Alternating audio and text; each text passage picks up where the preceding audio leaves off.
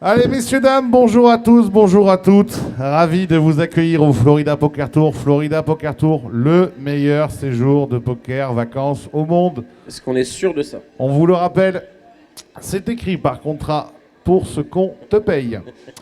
Avec nous aujourd'hui, on a la chance, et je vais vous demander de les applaudir, d'avoir deux grands champions. D'abord, il vient de finir deuxième du WPO pour 88 000 euros.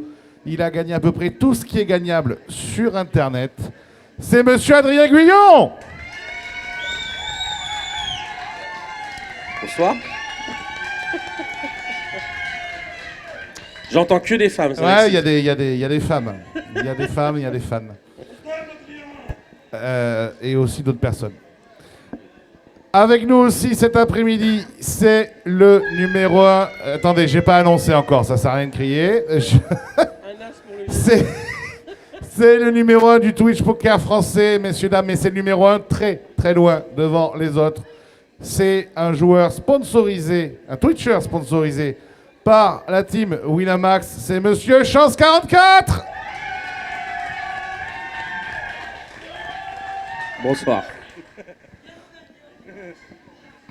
Alors, il est numéro 1 parce que j'ai pas la fibre. Hein. Oh là là, c'est parti. Alors, aujourd'hui, une question et une seule nous intéresse, messieurs.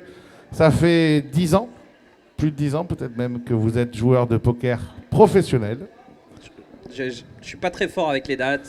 Mais on n'est pas loin. Ouais, On n'est pas un peu loin. plus que ça, je dirais. Toi, ça fait combien de temps, Adrien? 13, ouais. Alors, je vous pose la question très simplement. Comment peut-on arriver à devenir joueur de poker professionnel en 2022? Monsieur Adrien, c'est toi qui démarre. Alors, il faut deux choses. Vas-y. Il faut jouer Ouais. et il faut être bon. C'est la fin de la conférence. Merci à tous. On a bien fait de le payer. Repose-moi cette question. Comment on fait pour être joueur? Comment on fait? C'est quoi les qualités? C'est quoi le parcours pour devenir joueur de Putain, poker? là, tu nous as rajouté 1 heure déjà. Ben vas-y, c'est parti. De toute façon, on s'en fout, le DJ est De payé. toute façon, les gens s'en vont à un moment donné et puis on finit à 3. Voilà, il fera nuit. Ouais. Le parcours, qu'est-ce qu'il faut pour se lancer dans cette folie? Bah, je dirais qu'il faut être un peu fou déjà, il faut avoir envie de faire un truc un peu différent, il faut être passionné évidemment de ce qu'on fait, voilà, il faut être déterminé, il faut être ambitieux, il faut être courageux, il faut un peu de tout ça. Et puis voilà, et puis il faut avoir 2-3 aptitudes, je pense, de base pour ce jeu, un truc quoi, qui fait que c'est fait pour toi. Parce que mine de rien, il y a beaucoup de gens qui, je pense, aimeraient y arriver et c'est pas si évident que ça. Donc voilà, du temps et du courage. Monsieur Chance. Alors, je pense qu'il n'y a pas de parcours. Je suis d'accord avec ce que vient de dire Adrien. Je pense que un des points importants, c'est le truc en plus. J'ai envie de dire un certain talent. Par exemple, si on peut faire une comparaison, malgré toute la bonne volonté du monde, si je m'y mettais vraiment, je ne serais jamais joueur de foot professionnel, par exemple. Désolé de vous le dire. Pas possible. Moi non plus. Voilà. Après, il n'y a pas de parcours, quoi. C'est tu joues, tu progresses, tu montes les échelons les uns après les autres. Et un jour, en tout cas, c'est ce qui s'est passé pour moi. Ça s'impose un petit peu comme une évidence, pardon. Voilà. Et si le truc que j'aimerais rajouter, je pense qu'il ne faut pas partir dans l'optique d'arriver là. Ça vient petit à petit. Il faut être passionné, il faut jouer, il faut progresser, Voilà, ça requiert beaucoup de qualité, comme le disait à juste titre Adrien. C'est pas facile, c'est des hauts et des bas. Là, en ce moment, par exemple, Adrien, je pense, est en plein haut, mais bon. Jusqu'à quand? Et c'est pour tout le monde pareil, de toute façon. Voilà. C'est quoi le premier déclic qui fait que toi, tu deviens joueur pro? C'est quelle limite? C'est à quel moment? C'est après combien de temps de jeu? Je sais pas, j'ai dû jouer 4-5 ans avant de me lancer vraiment, de quitter mon boulot de l'époque pour m'y mettre à temps plein. Il n'y a pas vraiment de déclic. Je dirais que donc avant de poker, je travaillais sur Paris dans le conseil en finance et je jouais au poker la nuit, toutes les nuits. Donc déjà, c'est dur de maintenir 2 activités en parallèle dans lesquelles tu essaies de faire de ton mieux et d'être performant. Et puis, au fil des années, je remportais de plus en plus de belles sommes, etc., etc. Et un jour, je me suis dit, je pose ma démission et on verra où ça va, quoi. Ça se trouve, ça durera 2 mois, peu importe, je retrouverai un boulot derrière. Et puis on arrive aujourd'hui, quoi, voilà. Quand tu dis que tu remportes des belles sommes, tu peux nous donner un peu un chiffre, grosso modo, de ce que tu gagnes quand tu décides de passer le pas du professionnel? Alors ça remonte un petit peu, je sais pas, je gagnais régulièrement 2, 3, 4 000 balles par mois, quoi. Enfin, c'était un peu plus...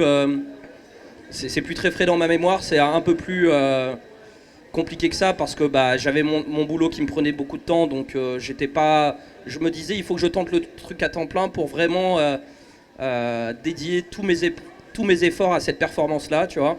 Mais ouais, ce genre de somme, quoi. Je me disais que ouais, j'avais pas encore eu de gros gains. Et alors ça, c'est une histoire que je raconte de temps en temps en stream.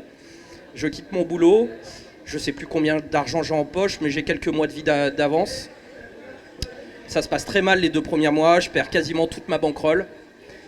Donc super. Bon, et ça, c'est un conseil que je donne pour les gens qui veulent se lancer, c'est que dans tous les cas, ça allait bien parce que j'avais mon bac plus 5, j'avais déjà une première expérience professionnelle. Donc mentalement, j'étais pas au fond, tu vois. Si j'y arrive pas et je retrouve un boulot et c'est pas la fin, quoi. La vie continue.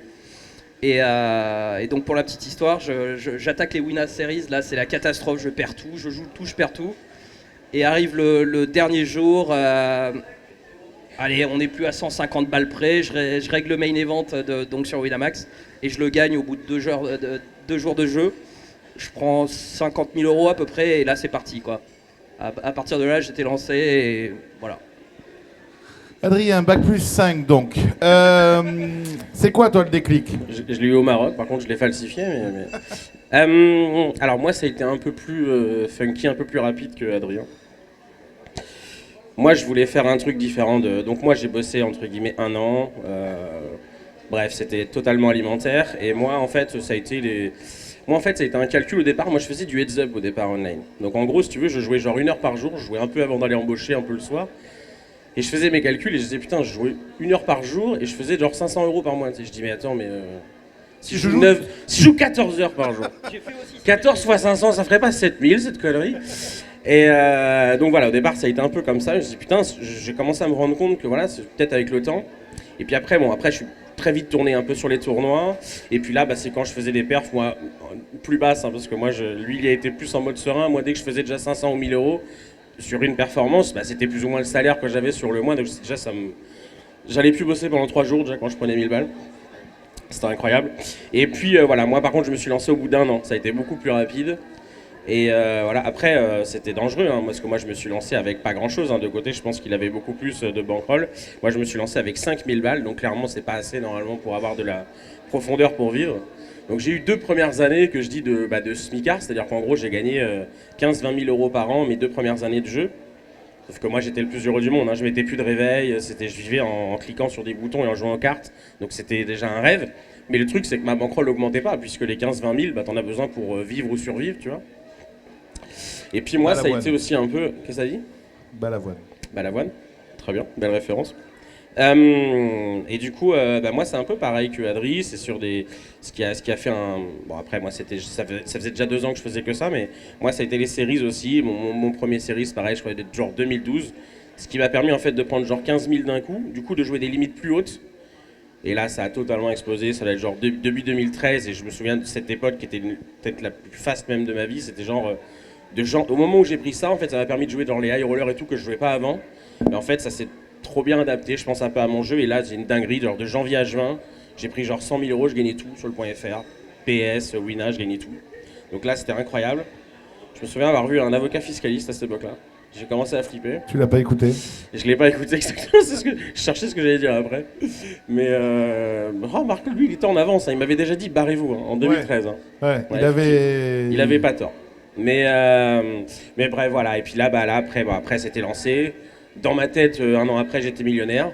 Bon, c'était dans ma tête, du coup. Mais voilà, après il s'est passé plein de belles choses et puis voilà. Mais moi ça a été un peu plus rapide. Je me suis lancé beaucoup plus vite. Les périodes de bad run, tu les as gérées comment pendant ta carrière? Tu as dit 2012, donc ça fait plus de 10 ans. Toi, c'est sûr et certain pour le coup. Ouais. Ah oui, non, moi j'ai commencé genre en 2009. Moi. Enfin, en fait, moi j'ai commencé fin du .com Ouais, t'es plus proche des 15 ans. et j'étais pro au début du .fr 2010. Ouais. Alors, justement, les périodes de bad run, tu les as gérées comment au cours de ta carrière? Bah, je pense déjà que c'est important, c'est que c'est là que fait la différence entre un joueur, un bon joueur et un joueur pro vraiment. C'est arriver à encaisser ces périodes-là. Parce que je pense qu'il y a beaucoup de mecs qui potentiellement même sont meilleurs que nous, ou en tout cas aussi bons que nous, mais qui n'arrivent pas à encaisser ces moments-là et à les vivre, et bref. Donc ça, c'est extrêmement difficile. C'est une vraiment des compétences les plus importantes, je pense, pour arriver à durer. C'est savoir encaisser ces moments difficiles. Après, moi, comment j'ai fait moi, j'utilise souvent moi, j'ai été un guerrier, en fait, un peu dans toute ma carrière. Je le suis un peu moins aujourd'hui, parce que voilà, ça fait longtemps. Mais dans ma période où j'étais à fond dedans, j'étais vraiment à fond. Alors moi, je le vois à travers mes élèves. Maintenant, c'est génial de voir qu'eux, ils sont à fond complet. Mais non, mais c'est la capacité à arriver à prendre du recul et à toujours avoir confiance en soi et à toujours avoir une vraie analyse de ce qu'on fait soi. C'est-à-dire, est-ce que vraiment je fais de la merde? Est-ce que je suis pas bon en ce moment? Ou est-ce que c'est finalement simplement le bad run? Est-ce que j'arrive à continuer à conserver un niveau qui va me permettre quand même sur le long terme de gagner de l'argent? Et un peu un mélange de tout ça, tu arrives à accepter et à continuer, à avoir cette espèce de résilience qui te permet de continuer. Et puis le bon résultat, il arrive toujours. Enfin, quand tu es compétent, il finit toujours par arriver. Mais c'est vrai que ouais, j'en ai eu quelques-unes. Moi, j'en ai une en tête vraiment qui a été très, très, très violente. Mais voilà, et oui, ça c'est très difficile à encaisser. Raconte. En fait, c'est une période, moi j'ai fait un truc un peu bizarre, je crois Adri t'as jamais fait ça, moi je faisais du déglingo HU à une période. C'était juste avant les expressos, enfin ça existe encore mais ça tourne beaucoup moins, parce que maintenant les sputards ils vont en expresso, maintenant ils vont plus faire ça, mais moi je faisais du déglingo HU parce que je voyais tous les règles. Je voyais les mecs faire des 40, 50 buy-in par semaine sur un truc où il fallait juste faire all-in toutes les 3 mains, tu vois. Je me disais mais putain, 40 buy-in, 50 buy-in semaine sur des 50, des 100 euros, hein. Je disais, excuse-moi, ils feraient pas des 20-30 000 balles par mois, ces enculés là, en s'amusant, en faisant des grands. Bref, donc moi je me suis battu avec eux pendant 2-3 ans. Une des erreurs que moi je faisais, c'est que moi j'étais pas aussi patient qu'eux, c'est-à-dire que moi je jouais les règles, alors qu'en fait, je rapproche les micros, on se fait engueuler par la régie. Ouais, eux ils faisaient du table select 100%, c'est-à-dire qu'ils jouaient que contre des fiches, ils s'asseyaient, ils attendaient, et moi j'étais souvent pas patient, j'allais jouer les règles, tu vois, ce qui est complètement débile au possible, parce que t'as pas d'edge contre eux, tu vois, tu vas gagner, au pire si t'es meilleur, tu vas gagner 53% du temps, tu vois, ce qui est nul, enfin bref. Alors que moi, je devais être en 70-30 contre les fiches et à 45-55 contre les règles. Bref, c'était très con. Et où est-ce que je veux en venir? Voilà, donc j'ai eu cette période-là où j'ai joué pendant 2 ans, j'en ai joué des centaines de milliers, hein, je pense. Hein. Donc ça faisait du rack, etc. Mais voilà, j'étais un peu gagnant, un peu perdant. Mais j'essayais d'atteindre leur niveau, quoi. Il y a une période où, en fait, à un moment donné, pendant 3 mois, je défonce tout. Et là, ça y est, j'ai dit, bah c'est bon. J'ai compris. Ça y est. Et d'ailleurs, en vrai, je pense que c'était le cas. Je défonçais tout en 5 ans. Je faisais mes 30 buy-in semaines sans compter le rack, quoi. Donc, tu vois, ça fait genre des 1005 semaines sans compter le rack. Donc, ça faisait des très gros mois. Et en plus, là où je veux en venir, c'est qu'en plus, pour moi, qui suis un peu un gambler, c'était ludique, tu vois. Tu pars à tapis un peu tout le temps, c'est très gamble, bon, bref. Et t'as pas l'impression que ce soit vraiment compliqué quand t'as un peu compris les ranges, les machins, les trucs. Bref. Et voilà, et donc j'ai eu 3 mois comme ça qui ont été exceptionnels, où j'ai vraiment monté une tonne, je sais pas, bon j'en sais rien, bref les chiffres, mais je vais te dire les pertes après. Mais bref, j'avais monté des dizaines de milliers d'euros, et puis à un moment donné, le mois d'après, le 4e mois, je sais pas si des mecs ont réussi à s'adapter sur ce que je faisais moi, ou j'en sais rien, mais j'ai eu le pire mois de ma vie, où en gros, c'est pas compliqué, pendant 1 mois, j'ai perdu 1000 euros par jour. Tous les jours, je redéposais 1000, et je perdais les 1000. Et là, ça a été vraiment la pire période de ma vie. 30 000 euros en un mois. Ouais, et c'est surtout, c'était 1000 euros par jour, ce qui était surréaliste, parce que moi, tous les gens autour de moi gagnent des salaires tout à fait normaux, tu vois, même, on va dire même plutôt bas, très modestes, et du coup, putain, 1000 euros par jour, j'osais même pas le dire aux gens autour de moi, tu vois. Sauf que ça a duré 1 mois, ça s'est pas arrêté, et je me souviens même de cette période-là où j'étais en couple, et je me souviens que c'était dur, parce que j'étais tellement mal au bout de quelques semaines, je me souviens envoyer des messages à ma femme avant qu'elle rentre, en lui disant... ce soir, voilà, si on pouvait éviter de trop parler, ou enfin en tout cas, tu vois, ça va pas quoi. Je sais pas comment je lui transformais le truc parce que j'essayais de lui dire bien, mais et là, ça c'était dur. Quand tu sens que ça impacte ton foyer et ta vie sociale, là, ça devient compliqué. Donc ça, voilà, je sais que dans ma mémoire, j'ai ce truc-là où j'ai eu cette période, probablement des plus difficiles. Ouais. Chance. Alors toi, comment t'as géré? J'ai vu qu'il y avait des trucs où tu validais un peu avec Adrien. Comment toi t'as géré 10 ans de carrière avec les périodes de good run et surtout de bad run, des fois même de bad run pas choisi. Alors, déjà, je pense que de toute façon, on passe tous par là. Et finalement, moi, je trouve que, en ce qui me concerne, les périodes de perte, donc de bad run, bad run, oui et non, c'est jamais très clair. Est-ce que c'est toi qui as pas de chance ou est-ce que tu joues mal? C'est dur d'être tout le temps au top, ça c'est très dur à définir. Mais moi, je trouve que ça a quand même du bon. Oui, dans le sens où les périodes où ça se passait très mal pour moi, c'est les périodes où je me remettais le plus en question. Dès que je gagne pas pendant un mois, j'ai l'impression d'être nul, de plus savoir jouer, enfin. Et c'est finalement les périodes où je travaille le plus, que ce soit ma technique, mon mental, etc. etc. C'est là où je level up le plus, là où je progresse le plus, alors que finalement, j'ai eu de longues périodes où tout se passe bien, etc. Et finalement, bah, tu te laisses aller, tout va bien, et c'est un peu... Enfin voilà, t'évolues pas, et dans ce milieu-là, quand tu n'évolues pas, en fait, tu régresses par rapport aux autres compétiteurs qui, eux, font trois fois plus de travail que toi pour te dépasser, quoi. Bref. Moi, j'ai eu la chance de jamais faire d'année perdante depuis que je joue au poker, à part ma toute première quand je débutais et que je faisais n'importe quoi.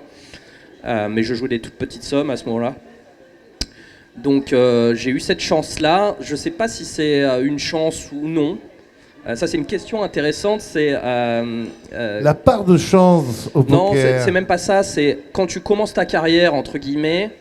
Je connais plein de joueurs, j'ai plein de profils autour de moi. J'en vois qui directement gagnent un gros tournoi et partent sur les chapeaux de roue, ou ceux qui commencent dans la difficulté, tu vois. Et ben moi je trouve que c'est sans doute mieux de commencer dans la difficulté parce que le poker c'est dur et ça forge les gens qui veulent vraiment rester et se donner les moyens d'y arriver, etc., etc. C'est très personnel comme avis. Je sais pas si c'est une vérité, mais... Adrien plus soi. Ouais, et donc ouais, si j'ai vécu une période très difficile, c'était l'année dernière, où je sais pas, j'ai pas gagné pendant 6 mois, j'arrive fin de l'été, moi je compte un peu en année, je devais perdre à peu près 40 000 euros sur la première partie de l'année, donc bon, ça commence à piquer un petit peu, et... Surtout que toi, le paradoxe, c'est qu'en plus les gens le voient. Ouais, bah, alors, moi je suis plus seulement un simple joueur, vu que je crée beaucoup de contenu, que ce soit sur Twitch, YouTube, tous les réseaux sociaux, etc. N'hésitez pas à me suivre. N'hésitez pas à le suivre. Et ça prend beaucoup de temps, d'énergie que je mets pas dans mon activité de joueur, quoi. Voilà. Donc mes résultats sont un petit peu, biaisés par rapport à tout ça. Mais ouais, donc l'année dernière... moins 40 moins 40 fin août, un truc comme ça, on n'est pas très bien. Mais paradoxalement, c'est une période où je me suis énormément remis en question, où j'ai énormément bossé, j'ai pris 2 coachs différents, j'en ai mis dans tous les sens, etc. Et c'est revenu, et finalement, je finis l'année up d'à peu près 50 000 balles, un truc comme ça. Donc j'ai fait 6 mois de folie. Et voilà, mais bon, c'est vrai que quand tu es dans ce moment-là, que tu vois pas le bout du tunnel, c'est très compliqué. Et ça fait partie des choses dont, par rapport à ce qu'Adrien a raconté, et c'est totalement vrai, c'est que cette part de mental, de gestion émotionnelle, etc., quand tu es au fond du seau, ça fait une énorme différence. Il y a beaucoup de joueurs qui se relèvent pas de ces moments-là, quoi. Voilà. Tu parles de coaching ? Ouais. Alors justement, le coaching, toi, quelle place il a eu dans le fait que tu deviennes un joueur professionnel ? Moi, j'ai fait les 7-8 premières années de ma carrière tout seul, dans mon coin, dans mon salon, en slip, dans mon canapé, quoi. Voilà. Donc je me suis fait tout seul. Après, aujourd'hui, on est dans une ère du poker un petit peu différente, je pense. Dans le sens où il y a 10-15 ans, quand on débutait tous les deux, c'était... Il n'y avait aucune ressource, il n'y avait rien, c'était pas le même monde qu'aujourd'hui. Et en gros, à mon avis, à cette époque-là, les gens qui réussissaient au poker, c'était les gens les plus talentueux, les plus malins de base. Voilà. Et aujourd'hui, je pense que les gens qui y arrivent, c'est des profils différents, vu que toutes les ressources ont explosé partout, que ce soit gratuites, payantes, YouTube, Twitch, tous les coachs, etc., etc. Aujourd'hui, je pense que les profils qui réussissent, c'est les joueurs les plus travailleurs. Voilà. Donc il faut quand même un certain talent, etc. etc. Mais globalement, c'est ceux qui marchent le mieux à l'heure actuelle, c'est ceux qui bossent le plus, qui essaient de progresser tous les jours, petit à petit, etc. etc. Et donc je pense que c'est beaucoup plus important parce que la compétition entre joueurs est de plus en plus dure, de par tous ces outils qui ont fleuri, toute cette connaissance de plus en plus facilement disponible pour tout le monde qui est depuis quelques années. Donc, ça veut dire que c'est plus difficile en 2022 d'être joueur de poker pro? Non, c'est pas la même chose. À l'heure actuelle, c'est ce que je t'expliquais, c'est tu m'écoutes pas. Si, je t'écoute. C'est pas les mêmes profils qui réussissent. Au jour d'aujourd'hui, un profil bosseur et peut-être un petit peu moins talentueux qu'un mec il y a 10 ans aura sans doute plus de chances d'y arriver parce que les ressources sont là. Oui, mais ça peut quand même être plus difficile parce qu'il faut tout de suite un niveau beaucoup plus élevé pour être gagnant, tu vois. Alors qu'il y a 15 ans, Adrien. Je vais essayer de t'expliquer ce que t'as pas compris avec ces mots-là. Okay. En gros, si tu veux, c'était... Aujourd'hui, c'est plus difficile, le niveau est plus élevé, Voilà. mais les façons de pouvoir progresser sont tellement plus grandes et plus Évidente. simples. D'accord. Okay. Ben oui, parce qu'on a toutes les ressources. Il y a des cons qui donnent des cours. Tu tapes n'importe quoi sur Google, sur Google. Tu tapes n'importe quoi, tu vas trouver. En fait, tu vas trouver des réponses. Tu vas trouver des réponses à tout, mais juste poker même. Tu vas trouver 1 milliard de trucs. Alors qu'à l'époque, en fait, nous, on était tous des autodidactes. Moi, je me souviens très bien de dire à mon pote, tu fais combien quand tu 3 bêtes, toi? Moi, je sais pas, moi je mets 3 ou 4 ou 5. Nous, on y allait, on testait, tu vois, on testait les trucs. Je dis, ah ouais, tu fold toi quand ça fait, machin. Ben, tu vois, on était là-dessus. Aujourd'hui, cette réponse, tu la poses pas à un pote, tu la poses à Internet, il va te répondre. Et avec des vraies compétences et un vrai recul. Donc aujourd'hui, c'est plus facile de progresser. Donc c'est difficile à juger. Est-ce que c'était plus difficile à l'époque? Parce qu'à l'époque, dès que tu réussissais à progresser, effectivement, tu dépassais les gens. Mais sauf qu'il fallait progresser par toi-même ou aller chercher les infos. Nous, je te dis, moi je travaillais, je regardais les vidéos, genre des WSOP, tout ça, mais c'était pas, t'avais pas les explications techniques. Moi, je regardais les mains, je regardais les meilleurs joueurs, je regardais les ranges avec lesquels ils faisaient, mais tu vois, on faisait vraiment nos avis comme ça. Nous, on était vraiment. Est-ce que tu as progressé en écoutant Alexis Ebsker commenter?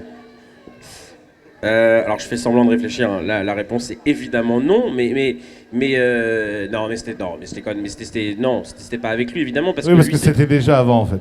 Non, bref, mais si d'ailleurs je te dis des conneries en fait, je t'ai répondu non parce que c'est ce que tu voulais que je réponde, mais en fait si, probablement si, parce qu'il expliquait des choses, il donnait des bases déjà effectivement. Alors je crois que les dates c'est un peu après lui, hein. C'est pas je sais pas, en 2012, 2013, ouais, 2014. Oui, c'est 2013. C'est un peu plus tard, voilà, c'est ça. Donc, mais voilà, mais à l'époque où vraiment, moi j'ai commencé, plus ou moins Adri aussi, il y avait rien. Donc c'était, on est vraiment des autodidactes avec Adri, et voilà, donc c'était plus difficile de progresser, mais le niveau était plus simple. Aujourd'hui, le niveau est plus élevé, mais c'est beaucoup plus facile de progresser. Donc c'est très difficile de juger, c'est plus facile aujourd'hui ou à l'époque. Parfait. Très souvent, les joueurs, ceux qui essayent, te disent oui, mais il y a beaucoup de chance dans le poker. Alors, la part de chance dans le poker. Adrien, ton avis là-dessus? Alors, la part de chance dans le poker. C'est toi qui m'as dit que ça ferait un excellent débat en plus. Mais oui, mais c'est parce que c'est long et parce qu'on peut dire tellement de trucs et parce on entend tellement de trucs. Eh bien, justement. La part de chance. Moi, ce que je réponds aux gens qui connaissent rien, qui connaissent justement rien, pas trop de grand chose au poker, je leur dis souvent, par exemple, si vous mettez que des joueurs amateurs à une table, qui maîtrisent pas, souvent je donne l'exemple, je dis à un mariage, vous faites une partie comme ça à l'arrache, je dis la part de chance c'est genre 85%. Et c'est que le mariage est à chier a priori. Hein, probablement. Bah, je peux te proposer des trucs hein, pour le tuer. Bref. Voilà, la part de chance, je sais pas, c'est 80-85%, tu vois, c'est énorme. C'est-à-dire que celui qui aura les meilleures cartes, qui touchera les meilleurs top pairs, il va gagner la partie. Si tu fais une partie avec que des joueurs professionnels, la part de chance, je sais pas, je dirais que c'est de l'ordre de peut-être 15%, 20% peut-être, mais parce qu'on a appris des choses qui nous permettent de maîtriser, de contrôler certaines choses, pas tout évidemment, mais en tout cas on espère. Déjà on gamble moins, on part moins tapis préflop, etc. On essaye de plus jouer vers la fin, parce que plus les cartes tombent, plus c'est ça la chance. Donc voilà, on essaye de maîtriser le sujet, ce qui nous permet de diminuer un peu la part de chance. Est-ce qu'une carrière peut se jouer sur ces 15%? Alors, je sais qu'à un moment donné, il a voulu dire plus ou moins un truc comme ça, quand il parlait du début de carrière, etc. Est-ce qu'une carrière peut se jouer sur ces 15%? J'ai envie de te répondre heureusement que non, sinon ça serait triste. Mais par contre, des top moments de carrière peuvent se jouer sur des petites choses, ouais. Une carrière, non, mais le plus gros gain de ta vie, tu peux l'avoir évité, il l'a probablement évité. Enfin, on n'est probablement pas passé si loin que ça. Moi, j'ai dit prendre un EPT une fois, il y avait 600 000, on était 13, tu vois, à 2 coups de carte. T'as pris 120 000 sur Wina aussi? Alors c'était 140 mais ce que je veux dire, c'est que tu vois, on est jamais très très loin. Des fois, voilà, moi j'en ai pas fait 40 des deep runs où il y avait plus ou moins 1 million, mais on en a fait quelques-uns et effectivement, il manque pas 40 coups de carte. Il manque quelques coups de carte. Je crois que c'était Elchi qui disait ta carrière se joue à 4 flips ou une connerie comme ça. C'était ça ta référence. Elki qui disait ma C'était ça, carrière s'est jouée à 3 flips. Voilà, mais c'est tellement abusé, je pense qu'il ait dit ça parce que ça donne tellement de. Ça résonne là, il y a un truc bizarre. Mais bref, je trouve que c'est très réducteur. Fradé, l'enceinte elle est trop forte là. C'est très réducteur parce que non, heureusement, surtout nous on joue online, donc on joue beaucoup, on joue un gros volume qui nous permet de diminuer cette part de chance. Pour ceux qui jouent en live, c'est un peu différent parce qu'ils jouent beaucoup moins, donc la barre de chance elle est beaucoup plus grande. Après, des mecs qui jouent qu'en live, il n'y en a pas tant que ça, mais il y en a quelques-uns. Eux, effectivement, ceux qui jouent qu'en live et qui souhaitent faire une carrière en jouant qu'en live, je pense que eux, la part de chance elle est plus grande. Et effectivement, eux, ce qui est un peu le cas d'Elki d'ailleurs, parce que le 99% de ses gains qu'on dit en carrière, c'est du live. Et effectivement, lui, je pense que ça a pu se jouer sur 3, 4, 5 coups clés. Nous, en jouant online, on va tellement les multiplier, ces coups clés, que la part de chance, elle est quand même beaucoup plus lissée. C'est différent. Alors, chance, la part de chance. La part de chance. Bah, la chance existe, clairement. Après, moi, si c'est ce que je t'expliquais tout à l'heure, si je regarde mes 10 ans de poker pro, j'ai fait que des années gagnantes, mais il y a une année par-ci par-là où j'ai 3 fois les gains des autres années, quoi. Et là, c'est que j'ai gagné un plus gros tournoi qui tombe pas chaque année, etc., qui fait une grosse différence financière à la fin de l'année. Mais j'ai envie de te dire,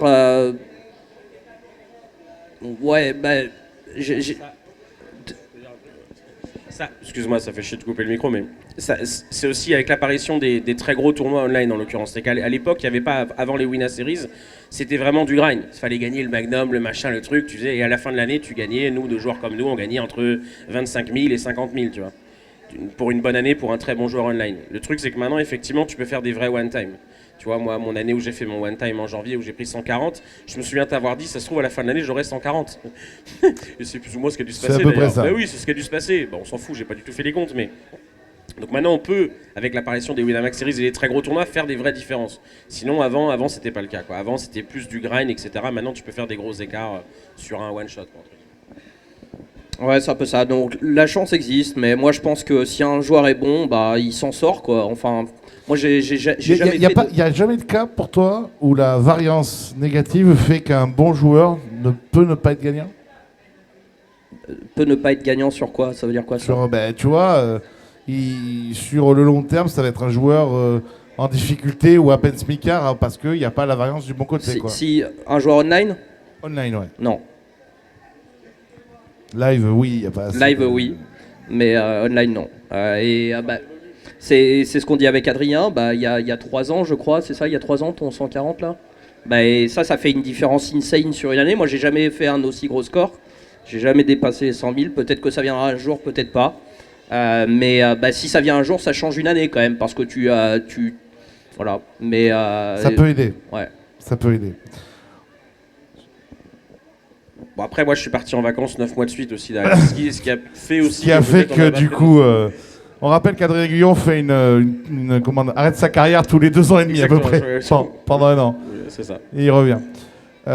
Les amis, sur ce que vous avez appris de vos 10 années de poker, vous avez réussi, mais si c'était à refaire, qu'est-ce que vous auriez fait différemment, à part quitter le pays, Adrien?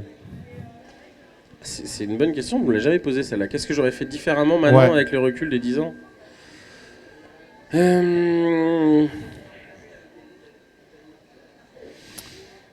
Franchement, moi j'ai pas masse de regrets. J'aurais fait différemment. J'aurais amené un peu moins d'argent en liquide à Vegas, peut-être en allant à Vegas. Ouais. J'aurais peut-être le live. Les premières années où j'ai été en live, peut-être jouer un peu trop cher, mais enfin pour moi c'est pas des énormes regrets quoi. Mais voilà, peut-être jouer un peu moins en live, un peu moins cher à des moments où en fait j'avais probablement pas assez pour jouer ces sommes-là. Je sais pas. Franchement Puis le poker c'est suffisamment dur pour en plus se mettre des barrières et se mettre des grandes claques sur ce qu'on peut avoir regretté. Franchement, moi je trace ma route à première vue et j'ai pas masse de regrets. Adrien. Moi j'ai pas beaucoup de regrets. En vrai, le seul petit que je pourrais peut-être avoir, c'est au début de ma carrière. Je pense que j'étais bien meilleur. J'ai eu 2-3 très grosses années online où j'étais bien meilleur. Et c'est l'époque dont on parlait tout à l'heure où il n'y avait aucun contenu et ça jouait au feeling, au talent, enfin ce que tu veux. Et j'étais bien meilleur que la plupart des autres et je rasais pas mal sur Internet. Mais je me rendais pas compte. En fait, dans ma tête, je me disais ce sera toujours comme ça. Je gagnerai toujours ces sommes-là, ça ne s'arrêtera pas, donc tranquille, hein, je suis pas pressé. Et avec du recul, j'ai été naïf de penser ça. Bon, après j'étais jeune aussi. Je me donnerais peut-être un coup de pied au cul. Là, tu charbonnes. Parce que moi, à l'époque, ce que je faisais, je jouais limite que les dimanches presque, alors que j'étais pro. Hein, tu vois, je prenais 5-10 000 sur un mois, ça m'arrêtait. Après, j'allais picoler, quoi. Et tout allait bien. Et un esprit sain dans un corps sain. On reprend le mois d'après, quoi. Et si j'avais su, frérot, ça durera peut-être pas.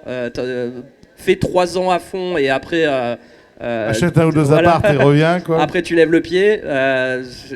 C'est le seul conseil. Après, j'ai vécu des trucs aussi, tu vois, mais c'est probablement le seul conseil que je pourrais dire à mon moi d'il y a quelques années. Ouais, mais juste pour rebondir sur ce qui vient de dire, si ça se trouve, on dirait que je suis bourré. Le début de cette phrase était, on va dire, un gabouet. Ça aurait peut-être, si tu avais été différent, peut-être t'aurais pas duré aussi longtemps, peut-être t'aurais pas été le même joueur aujourd'hui. Donc c'est pour ça que je pense qu'il faut pas trop regretter.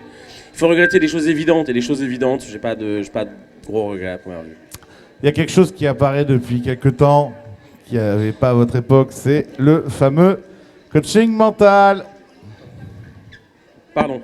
Je pensais que j'allais parler de quoi? Je sais pas. Je t'écoute. Coaching mental, les amis, est-ce que ça vous paraît nécessaire aujourd'hui? Nécessaire. Alors déjà, si ça vous paraît utile, à quel niveau finalement? Toute personne qui cherche de toute façon à progresser et qui a atteint entre guillemets son niveau de progression personnelle sans avoir besoin de quelqu'un d'autre, de toute façon ça sera bénéfique pour lui. Maintenant que ça soit du coaching mental, du coaching technique, de toute façon ça reste du coaching pour progresser. Après le mental, on a dit que pour moi c'est un des aspects potentiellement le plus important. Je dirais même qu'il est. Tu as besoin de technique évidemment pour être performant, mais une fois que tu as atteint un niveau très correct en technique, je pense que ce qui va vraiment réussir à faire la différence, ça va être mental, c'est extrêmement global, hein, ça veut dire énormément de choses, ça englobe beaucoup de choses. Mais voilà, je pense que tu peux créer des différences grâce à cette faculté, encore une fois, très globale. Donc oui, je pense que c'est extrêmement important. Moi d'ailleurs, pour exemple, je n'ai jamais pris de coaching tout court, mais par contre, le coaching mental peut être un truc qui, à l'avenir, dans un avenir proche probablement, pourrait m'intéresser et de toute façon devrait intéresser tout le monde. Monsieur Chance, le coaching mental, alors, c'est bien, c'est pas bien, et pour qui? Alors voilà, ça c'est important. Adrien a dit un truc intéressant. Mon avis là-dessus fluctue un petit peu. Alors c'est vrai que c'est très à la mode, on en voit partout à l'heure actuelle. Ouais, c'est la solution à tous tes problèmes, etc. Moi, j'avais pas l'impression. Je me disais ils se foutent tous un petit peu de notre gueule quand même. D'ailleurs, vous deux, vous appréciez le même mec. Ok. Donc on peut citer Alexis et Saïli. Ouais, c'est un coming out en direct. Ouais. Non, j'ai discuté avec ce mec et c'était très intéressant. En fait, moi, j'ai commencé à changer d'avis par rapport à tout ça le jour où j'ai 3-4 joueurs pros que je côtoie au quotidien qui m'ont dit si, moi j'ai un coach mental et ça m'aide énormément. Tu vois, moi je me disais, ouais, ils se foutent un peu de notre gueule, ça sert pas à grand chose. Et quand t'as une personne, 2 personnes, 3 personnes que tu estimes des très bons joueurs aguerris qui jouent très cher et qui te disent si, tu devrais quand même essayer de regarder, on sait jamais, machin, etc. Je me suis dit, bon. Pourquoi pas? Pourquoi pas. Après, ça dépend pour qui. Moi, le gros problème que j'ai par rapport à tout ça, c'est le marketing autour de tout ça. Adrien a dit, quand il parlait juste avant, c'est d'abord, tu as quand même la technique et ensuite, tu as le mental qui va faire la différence quand tu commences à avoir une technique correcte. Voilà. L'exemple qu'on pourrait dire, c'est tu prends un sportif connu pour ses qualités mentales de résilience, etc. Je sais pas, Raphaël Nadal, ce que tu veux. Si le mec connaît pas les règles, ça a beau être un monstre mentalement, il va se faire détruire. Ça va pas le faire, ouais. Bon. Donc ça, tu vois, moi, de toute façon, au poker, c'est un équilibre entre plein de choses, entre la technique, le mental, la gestion, etc. Et s'il y a un de ces pôles-là dans lequel tu es très faible, ça ne marchera pas. Est-ce que pour autant, pour un joueur amateur de 5 balles, parce que c'est ça moi qui me pose problème à l'heure actuelle dans ce milieu-là, c'est qu'on te dit Et moi, je vois certaines personnes, alors, comme dans les coachs techniques, il y a de tout, il y a du bon, du moins bon, etc. Vu que c'est pas en plus une profession vraiment encadrée, voilà. Donc, chacun peut se dire coach mental à l'heure actuelle. Ma masterclass arrive. Ce qui est sans doute un des points du problème, quoi. Mais moi, je vois des mecs aborder des joueurs de 5 euros. Ah, mais t'y arrives pas, mais viens, je vais te coacher mentalement, tu vas voir, tout va bien se passer. Moi, je pense que le coaching mental, ça s'adresse avant tout à des joueurs de très haut niveau. Voilà. Oui, le mental est important au poker. Je pense que déjà, comme tout, même comme la technique, on peut déjà faire beaucoup de choses par soi-même avec tout le contenu gratos qu'on a à profusion. Et c'est là même la difficulté, ça va être de sélectionner son contenu sur internet gratuitement, YouTube, ce que tu veux. Donc voilà, ok pour des joueurs de très haut niveau, voilà tes joueurs de foot de très haut niveau, PSG, je sais pas quoi. J'imagine que les mecs ont des coachs mentaux, tu vois, parce que à ce niveau-là, ça fait la différence. Si tu as un joueur, même qui a envie d'essayer de bien faire, etc., je suis pas sûr que ce soit révolutionnaire non plus, quoi. Voilà. Je sais même pas si j'avais répondu au début à cette. Si, c'est moi qui avais le micro au départ. Moi, je dis souvent qu'en fait, il y a des étapes. Et très souvent, alors moi, je vais. Ouais, bah si. Ouais, effectivement. Je pense qu'il y a des étapes. Très souvent, moi, je dis à des élèves, je dis, ouais, mais là, tu veux passer des paliers beaucoup trop vite. Et souvent, je leur prends l'exemple, je leur dis, tu sais quoi, si tu veux progresser au foot, la première chose que tu vas apprendre, c'est pas mettre des corners de l'extérieur du gauche rentrant, tu vois. Ça, on s'en branle. Au départ, prends du physique. Apprends à faire des bonnes passes, à te déplacer sur le terrain, à comprendre ce qui se passe. Et après, on verra pour les tours du monde, les machins, les flics et tout ce que tu veux. Là, c'est un peu pareil. Alors, bon, j'ai un peu dévié un peu, mais ce que je veux dire, c'est que souvent, par exemple, aujourd'hui, on travaille avec des solvers, des choses comme ça, des choses qui sont très compliquées. Et moi, j'ai des mecs qui arrivent, ça fait 6 mois qu'ils sont dans le poker, ils ont envie de taper dans les solvers. Je leur dis, oh, attends. Je dis, on va déjà commencer à t'expliquer les règles pour commencer, avant de ne rien comprendre sur des solvers.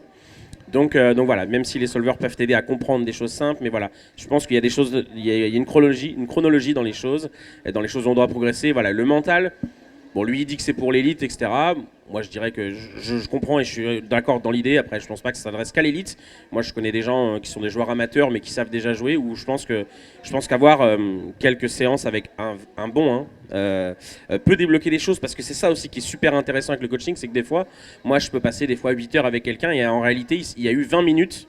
C'est les 20 minutes qui vont faire une différence, tu vois. C'est faux, hein, mais c'est des déclics. Des fois, il y a une situation, un truc, et le mec fait « Ah ouais », et il a pensé juste à ça. Et rien qu'un petit élément qui change dans son jeu peut faire des vraies différences. Surtout qu'en plus, on est des joueurs de tournoi. Donc, joueurs de tournoi, ça veut dire que peut-être on va avoir 2-3 gros résultats dans l'année. Bah, peut-être que sur ces 2-3 gros résultats dans l'année, une petite chose qui lui a apporté, qui a permis juste mieux jouer une situation, peut faire une énorme différence.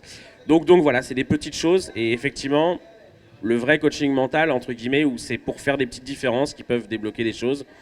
Voilà, bref, c'est un sujet intéressant. Ok, pour finir sur tout le panel disponible aujourd'hui pour devenir joueur de poker, vous en avez parlé il y a 2 minutes, les solvers, où tout le monde n'est pas d'accord dessus, hein, parce que tu as des joueurs qui ne l'utilisent pas du tout. Je crois que tu en fais partie d'ailleurs, Adrien. Tu en as d'autres pour qui c'est une religion. On fait de la bise à Bibi Hutch. Votre avis là-dessus, les solvers, quand, pour qui et est-ce que c'est nécessaire? Bon, en vrai, moi je vais laisser Adrien parce que lui, il saura de quoi il parle avec ça. Donc. Alors, c'est toujours pareil, quoi. Alors, pour ceux qui savent pas de quoi on parle déjà, peut-être, c'est quoi? Pour ceux qui nous regardent et qui pensent que c'est une série télé. C'est quoi un solver? C'est des logiciels qui sont apparus il y a quelques années qui te donne des solutions, des manières de jouer de façon en gros équilibrée. C'est-à-dire, j'image un peu le truc, on a toujours suffisamment de bluff dans un spot, suffisamment, etc. Bref. Et alors, moi j'en utilise un petit peu, je pense que il n'y a pas. Enfin, même si j'en utilisais pas, je serais toujours gagnant à l'heure actuelle. Ça dépend déjà de quelle partie on parle.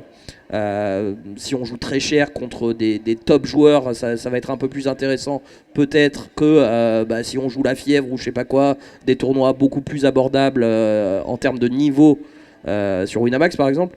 Mais moi je trouve que c'est un outil intéressant pour progresser. Moi mon kiff à l'heure actuelle c'est de progresser au jeu et de comprendre un petit peu mieux les mécanismes profonds. Voilà. Est-ce que c'est quelque chose que j'utilise au quotidien pour jouer? Pas forcément. Un des gros problèmes, c'est que je pense que énormément de personnes les utilisent mal, comme tout. Tu vois, il y a 10 ans, par exemple, c'est pas cette question que tu m'aurais posée, c'est et les trackers alors? Est-ce que c'est de la triche? Tu vois, moi j'ai, mais voilà, tu vois, et moi j'ai fait toute ma carrière sans tracker quasiment, et pourtant, et je connais énormément de joueurs pro. Alors, je sais pas, mais je sais pas, peut-être 30 ou 40% qui jouent sans, tu vois. Moi, ouais. Ah, beaucoup moins à l'heure actuelle, mais enfin, je pourrais en citer quelques-uns. C'est marrant parce que moi j'ai que 2 noms, c'est le tien et Antoine Goutard. Ah ouais, Antoine il en a rien à foutre des solvers. Ouais, ok, bon, j'aurais dit plus, mais bon, bref, tu vois, et ça c'était la question, et je peux comprendre, tu vois, le joueur récréatif qui regarde comme ça de temps en temps, qui voit plein de chiffres en plus sur un écran, se dit, mais attends, mais c'est quoi ce bordel, quoi? Qu'est-ce que c'est que ça? Tu vois, tu m'étonnes que je me fasse raser tous les soirs, mais non. La réalité, c'est que par exemple, à l'époque où je faisais un petit peu de coaching, tous les mecs qui jouaient avec, je leur disais tiens, explique-moi un petit peu ce que tu regardes et comment. Et voilà. Et là, tu te rends compte que le mec comprend rien du tout, il le met parce que tout le monde l'a et qu'il a l'impression que ça lui apporte quelque chose, alors que c'est dans la réalité, je pense qu'il y a très peu de monde qui l'utilise bien. Voilà. Donc ça, c'est un peu l'outil à la mode, la question que tu veux nous poser. Faut pas en avoir peur, ça. Je pense que ça peut être intéressant quand tu arrives à un certain niveau pour vraiment aller chercher des petites infos, comprendre un petit peu la profondeur du jeu. Mais avant ça, voilà, déjà comprendre, c'est ce que dit Adrien et je suis totalement d'accord avec lui.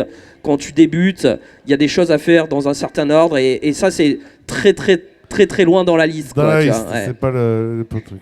Adrien. Bah en fait, pour moi, c'est même, je vais être un poil plus radical. Pour moi, c'est réservé quasiment qu'à des joueurs professionnels qui veulent encore progresser justement et trouver vraiment des micro-détails qui peuvent leur permettre d'un peu mieux comprendre un spot, de leur donner une réponse un peu plus sur un spot.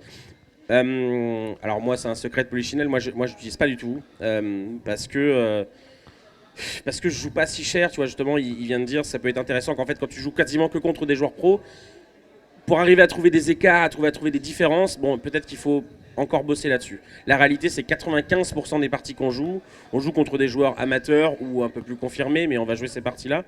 Et en fait, moi, j'ai basé ma carrière sur plutôt le fait de jouer l'adversaire et de jouer ce qu'on appelle un poker exploitant, où on se base plus sur ce qu'on peut comprendre de lui et ce qu'on peut savoir de lui. Du coup, voilà. Bon, pour moi, c'est un truc d'élite. C'est la GTO, c'est comprendre ce qu'on peut faire et ne pas faire. Enfin, avoir plein d'options, mais c'est des micro détails, des pourcentages de range, des pourcentages de c-bet, extrêmement compliqué. Donc pour moi, on n'est pas du tout sur un auditoire à qui ça peut intéresser. Moi, pour le coup, je déconseille aux gens, aux joueurs amateurs, d'essayer de se tromper là-dessus parce que vous allez vous y perdre. Et je pense vraiment qu'il y a des choses à faire avant, à comprendre et à travailler avant de vouloir taper dans ces trucs-là.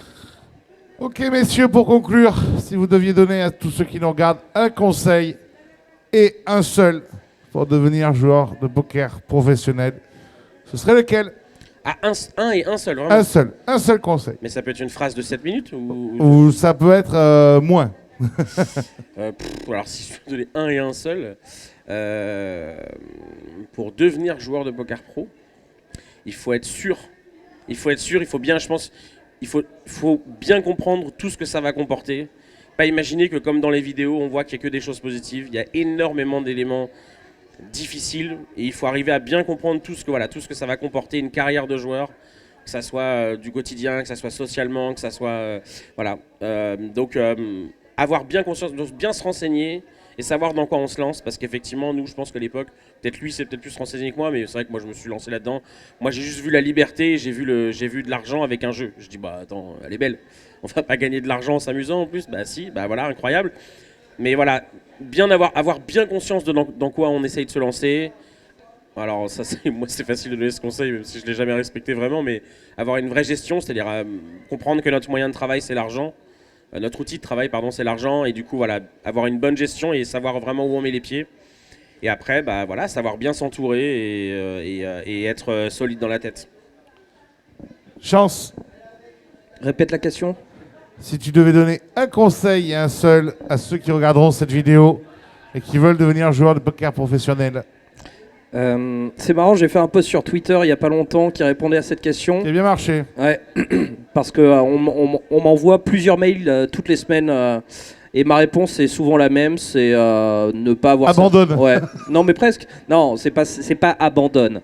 C'est moi, quand j'ai commencé le poker, c'est pas une question que je me suis dit, tu vois. C'est bah c'est cool, je progresse, je joue, je kiffe, voilà. On est quand même, c'est un jeu, on est là pour s'amuser. Et puis peut-être un jour, tu vois, à force, ça arrivera face à toi. Mais je pense que c'est pas une bonne source de motivation ni de progrès. Enfin, c'est pas ça qui doit.